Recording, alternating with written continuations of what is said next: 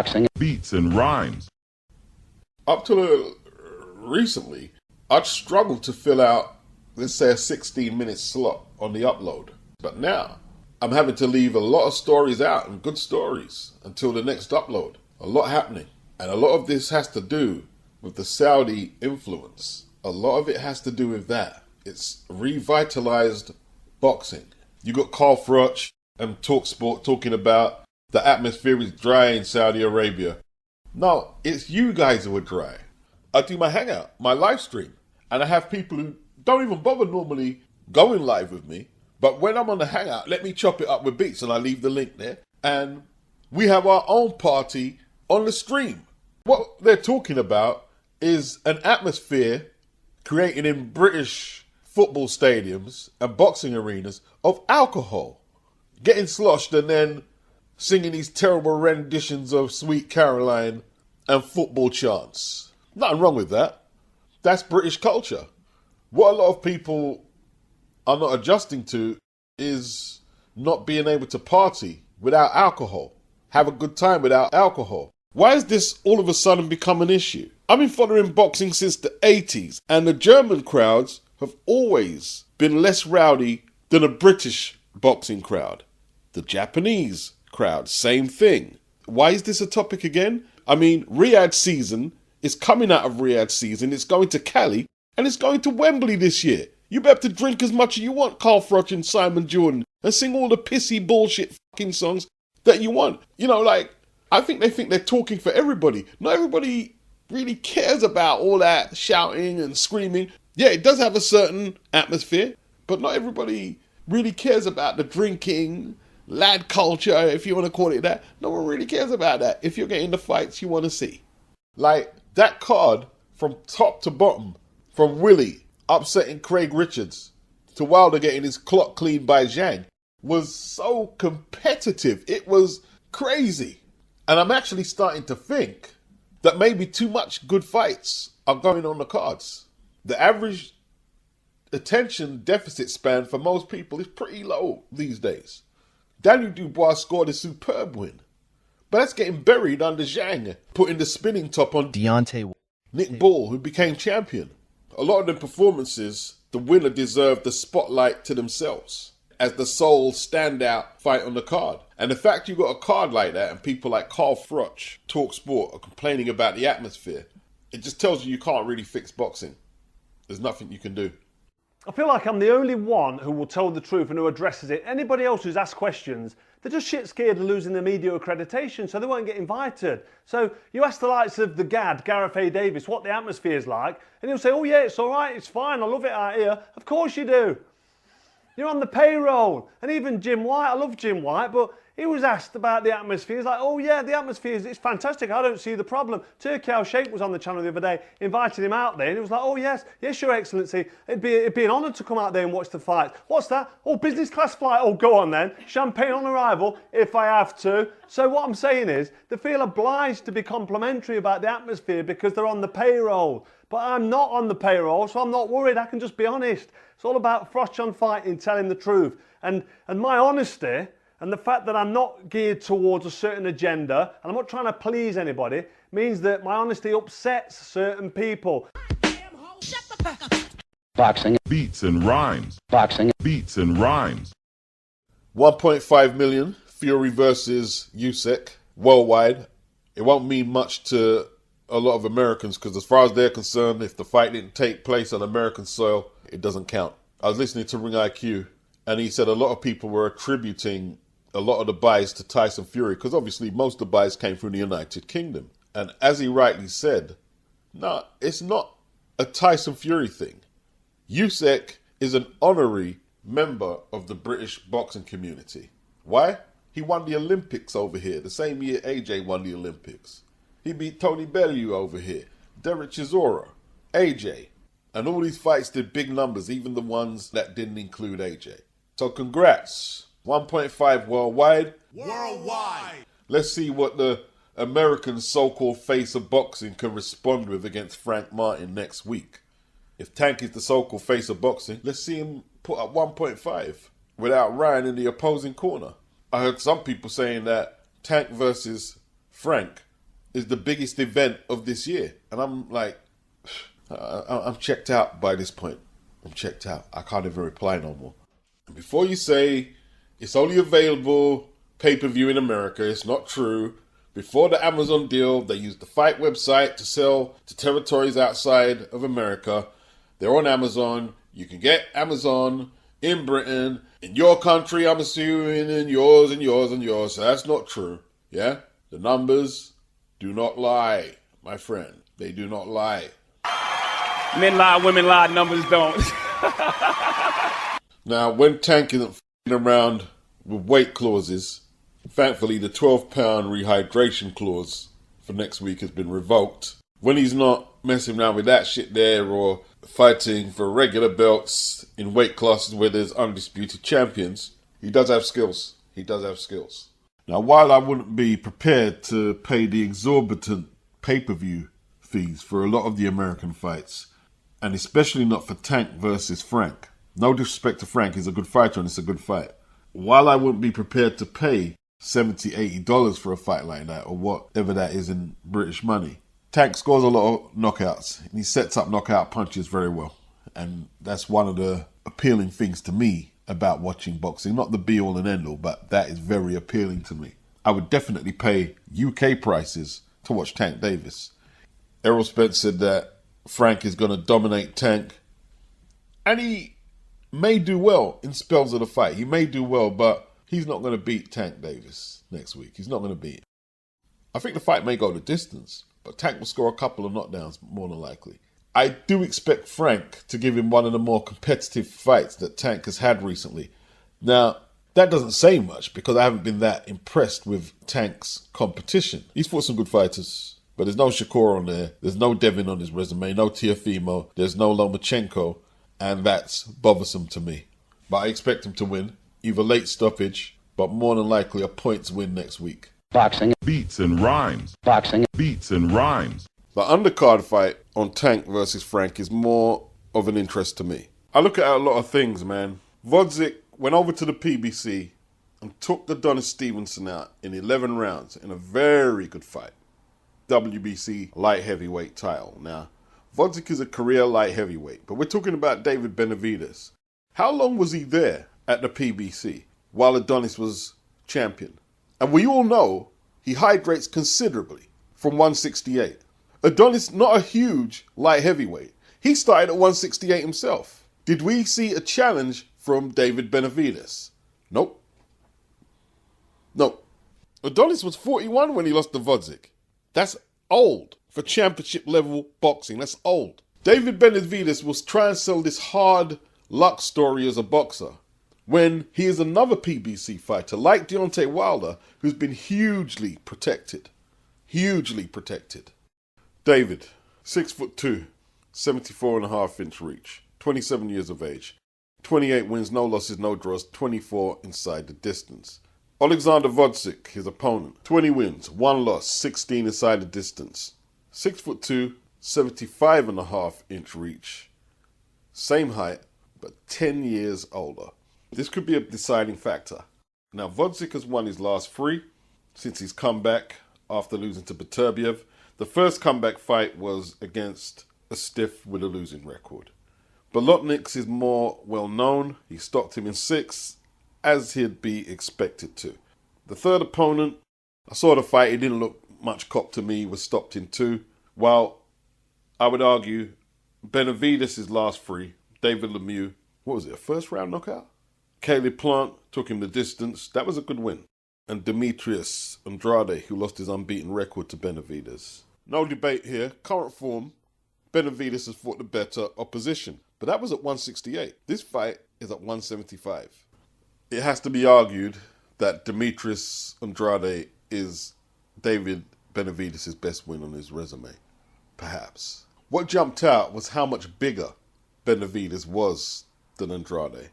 And while I'm not one who subscribes to this weight bullying theory, it's going to be interesting to see how David pushes up on someone who has a longer reach, an inch longer reach, the same height, big light heavy, a technician who doesn't need much backlift on his power punches. I'm looking forward to this fight on the undercard of Tank versus Frank. I'm looking forward to it. I am, however, going to cop out on the prediction. No one's really pushed Gvozdyk into the late rounds since he's came back. And it's hard to judge what kind of form he is based on his opponents. But he's over there with Eddie Reneso and Canelo in their gym. I have to believe he's serious about this comeback. He is serious. I don't believe Benavidez can win this fight until the late rounds, when perhaps the old 37-year-old legs of Gvozdyk give out. I don't believe he'll be just bullying Gvozdyk around the ring. I don't believe that. Aside from Gvozdyk's age, this is arguably the most technical opponent that Benavidez has faced. He's also a bona fide light heavy. There's a few people who don't like this fight for Benavidez, and they believe this could be a potential banana skin. But what choice does David have? He can't make 168 no more. At 27, it's time to move up. It's time to move up. And this could be the period of his career where his size advantage will no longer be an advantage. Eddie Reynoso will be keen for Gvozdyk to play guard dog for Canelo, because everybody's been screaming for Canelo to fight David Benavidez. Fight David Benavidez or you ain't shit. And it's probably hurting Reynoso more than it is Canelo. As he's training Gvozdyk, expect a very focused Gvozdyk. A lot of people see this as a routine fight for Benavidez. Well, if he can walk through Gvozdyk, he'll be competitive with the winner of Bivol and Beterbiev in October. He'll be competitive. Trust me on that. They're rescheduled for October the 18th. Beterbiev had to wait a while. He couldn't just swarm all over Gvozdyk. Gvozdyk kept him out better than most opponents did. And I don't think David Benavidez can punch as hard as Beterbiev or Adonis Stevenson. I saw Gvozdyk take that left hand from Adonis Stevenson, which is a dangerous right hand. I've watched boxing a long time. Adonis has one of the best left hands from any light heavyweight you will see. Any. And he took at least a couple of them. One of them was a knockdown that wasn't registered. He also scored a knockdown that wasn't registered. It was a really good fight, right? I'll be shocked if Benavidez moves up to 168 and hits as hard as Beterbiev or Adonis Stevenson. The Mexican monster is a decent puncher at 168, but he's not a lethal one-punch finisher at 168. We'll see how the power transitions. Will he gain more power? Is he reaching his peak? Is he maturing at the right time? We'll see. I've watched Benavidez box a long time. A lot of what Benavidez does to be effective at 168, I'm not seeing it transferring over at 175 against the likes of Gvozdyk and being as effective. Adonis Stevenson is way more of a technical fighter than David Benavidez. He's got a longer reach. Gvozdyk's fought the hardest punchers at light heavy of this era. He's fought them and had success. He'll be looking forward to this Gvozdyk. Boxing. Beats and rhymes. Boxing. Beats and rhymes. Deontay Wilder's fiancée, Telly Swift, I have to assume ex-fiancée, has reportedly now been granted a temporary restraining order against him, as she has claimed he abused her on multiple occasions over the past 6 years. Swift alleges that Wilder choked her at least 5 times, spit on her several times, and once shoved her face in a pillow for so long that she nearly suffocated, according to TMZ Sports. She believes Deontay is capable of being physically violent towards her upon his return in June, because he expressed that he is furious with her since April and has been physically abusive with her in the past, she said. Now everybody's expecting Beats to start cracking on Wilder. No, this is a serious issue. Let the facts come out, or let the facts not come out. It's not my business if they do or not. It doesn't look good. I didn't witness anything he did or she did. What the fuck do I know? If it's to go any further in the judicial system, let the man have his day in court. Let the woman make a testimony, provide the evidence, and we go from there. I've got nothing more to say on it than that. I do remember Wilder having a previous, let's say, domestic abuse allegation with an old fiancé. I do remember that. With this culture here, people are just going to assume guilty, because he's a 6'6", 6'7", former heavyweight champion. He's rich, and people like to see the demise of rich men. They enjoy watching rich men being torn down. You know, I know There's going to be people jumping up and down in the comment section. He was banging his brother's girlfriend. He did this, he did that, so that means he's guilty. And you're entitled to your opinion. But I've said what I've said. Boxing. Beats and rhymes. Boxing. Beats and rhymes. Now, Deontay's mother, Deborah, pleaded with her son to retire after being stopped by Zhilei Zhang on June the 1st. His dad, Gary, has an opposing opinion to his mother. He believes Deontay Wilder can carry on and has several good years left in boxing. But he has to get rid of Malik Scott. He said, Deontay is too friendly with Malik. You don't need your buddy training you. Malik is turning Deontay, or attempting to turn Deontay, into a boxer when Deontay is a slugger. Now, while I agree, Malik is way too friendly with Deontay. Way too friendly. I'm not sure if it's a little too late in the day for Wilder to take instructions. Is he prepared to take instructions? Because what Gary, Deontay's dad, is not taking into account is Wilder chooses who trains him. He chooses. He chose Malik because Malik is a yes man. And Malik doesn't have no authority. Deontay knocked Malik out in a fight. A one-round blowout. And like Archie Moore trained Muhammad Ali after Ali stopped him in 2 or 3 rounds. But the difference is like Archie Moore still commanded respect. This is one of the former light heavyweight greats. A champion who waited 15 years for a title shot. Challenged the likes of Rocky Marciano for the heavyweight title. Flawed Rocky has more knockouts than any world champion you can think of in the history of the sport. So he can still command respect. And him and Ali parted ways because Archie told Muhammad to sweep up the gym. And Ali said, not even my mom tells me to do chores around the house. I ain't doing that. And they split. Ali eventually settled with Angelo Dundee, Bundini and Walid as his training setup. And he went on to become an all-time great. But Deontay is not Muhammad Ali. He's choosing the yes men. Wilder will not be comfortable with someone who he has to listen to at 38 years of age. That's his big issue. He wants the yes men. He wants the likes of Tay and Don House because, listen, the minute Wilder walks away from the game, they have to find a new hustle. Remember, Wilder got rid of Breland because he disobeyed an order. You're not supposed to stop no fight under no circumstances. Even though you could argue that Breland saved Wilder's life against Tyson Fury in the second fight. You know, JD's is still in the setup. This is a paycheck for these guys. Breland had to walk. Why? Because there was a certain level of integrity. I'm stopping the fight. Despite what you said about any of us stopping a fight prematurely, I'm going to stop the fight.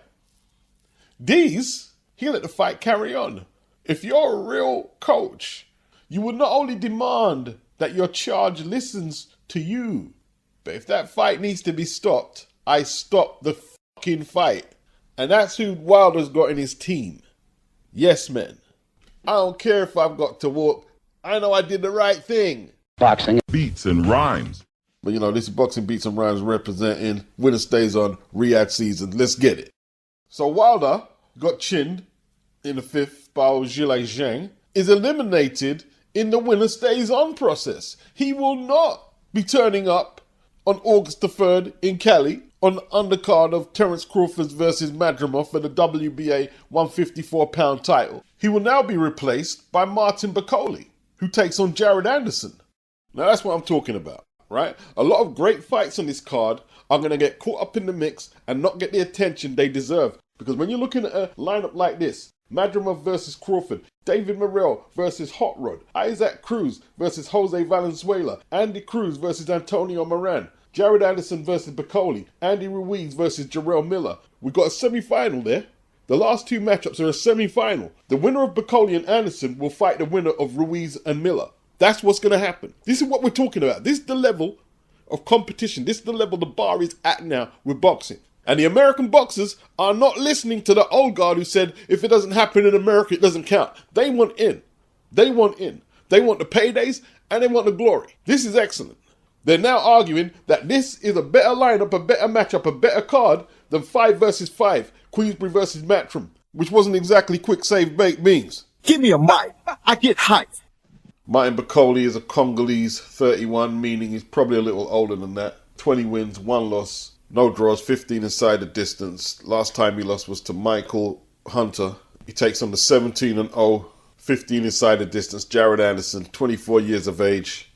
Jared Baby Anderson, and the name has been apt recently. You know, the way he's acted outside the ring and some of the stuff he said in regards to his career, what looks like want to get out of boxing because it's too tough. Well, he's Bob Arum's #1 prospect in the heavyweight division.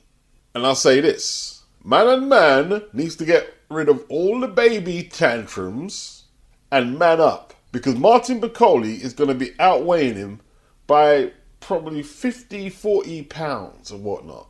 And he's not going to be running around the ring trying to be elusive or engage Jared in a hug fest. He's going to throw punches, non-stop punches, and try and break Jared's heart. Now, if Charles Martin, who didn't enter that ring, in my opinion, with the ambition, that might have actually got him a victory over Jared Anderson, a fight where Jared was taking the distance and was hurt a couple of times. Martin Bakole is going to throw punches in bunches, and he's not going to stop. I expect Jared's youth to overcome and be victorious. A lot of people think Jared Anderson is going to lose the fight. He makes a lot of mistakes. He loads up way too much. And Martin will find gaps. But if Jared is supposed to be the prospect that we're hearing about, he should stop Martin Bakole late, or he should outplay him comfortably. But Martin's already took the unbeaten records of Olympic gold medalist Tony Yoka. Michael Hunter was a good fighter. Not the same fighter now. We see struggling in Eastern Europe just the other day, losing an exhibition. He was a good fighter when he beat Bakole. In 2018, they fought in the UK on the McGuigan Cyclone promotion. They both ended up on Matchroom, and they were both released around 2020. Without losing, they were both released. Hunter split with Hasim Ruttman, his trainer, and Bakole has put a little run together. I'm not writing Martin Bakole off. I'm not writing him off. I'm looking forward to the fight, however. See if Jared Anderson can make some adjustments defensively, because if his defense is not on point, because he's not going to have to just avoid one shot at a time, he's fighting one of the better volume punches in the weight class. But this is what Jared Anderson signed up for. If he wants to mix it amongst the big boys, you've got to fight the likes of Martin Bakole.